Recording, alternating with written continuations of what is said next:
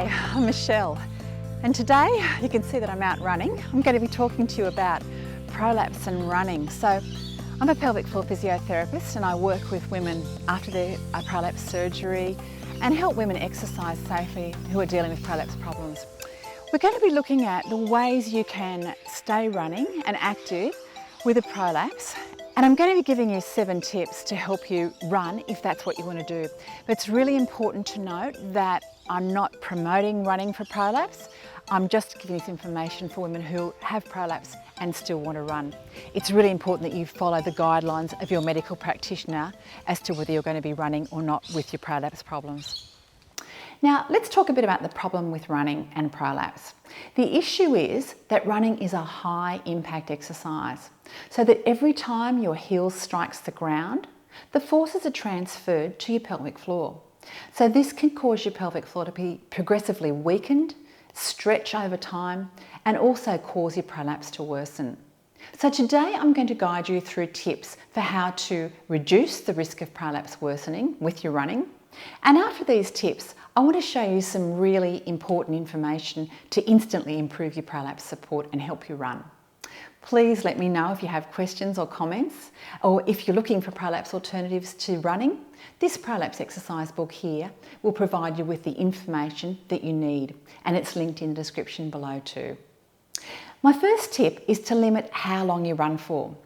Running long distances involves repeatedly striking your heels to the ground and loading your pelvic floor at the same time. This repeated action causes repeated loading and potential downward strain of the pelvic floor and worsening of prolapse problems.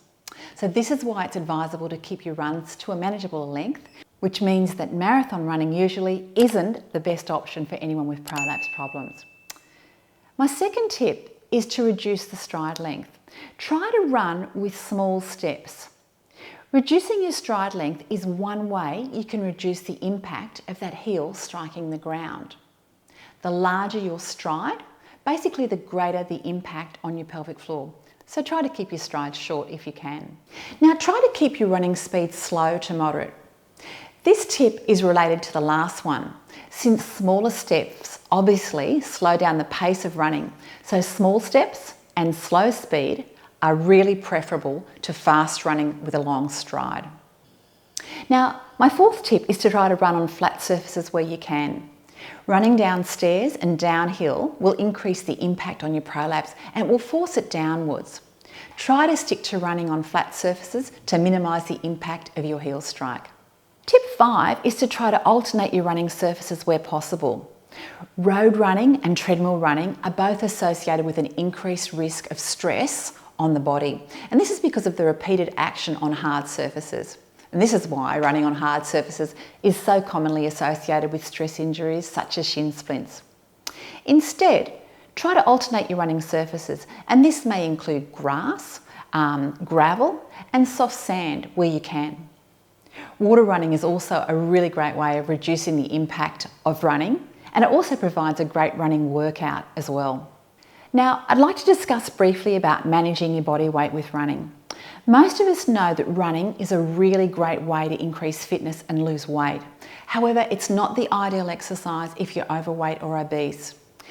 If you're carrying excess abdominal weight, this weight sits directly above your pelvic floor, so that every time your heel hits the ground, this extra load pushes down on your pelvic floor.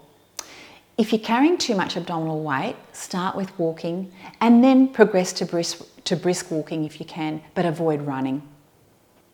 Now, my final tip is to mix up your workouts.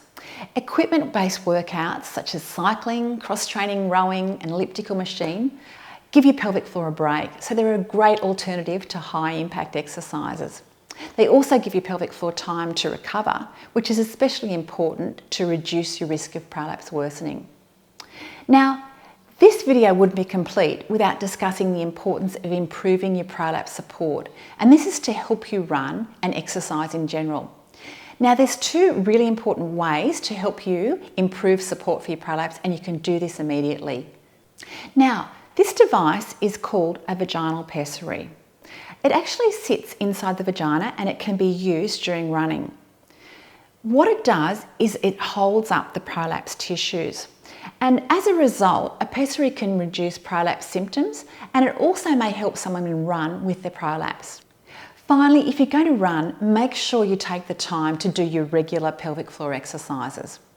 You need to keep these muscles strong and really supportive to allow you to exercise and run if that's what you want to do. Avoid contracting your pelvic floor muscles while you're running, as this isn't helpful at all. So I really hope this information today helps you stay running if that's what you want to do and manage your prolapse better. Thanks so much for watching today. If you found this information helpful, I'd really appreciate it if you can give this video the thumbs up below.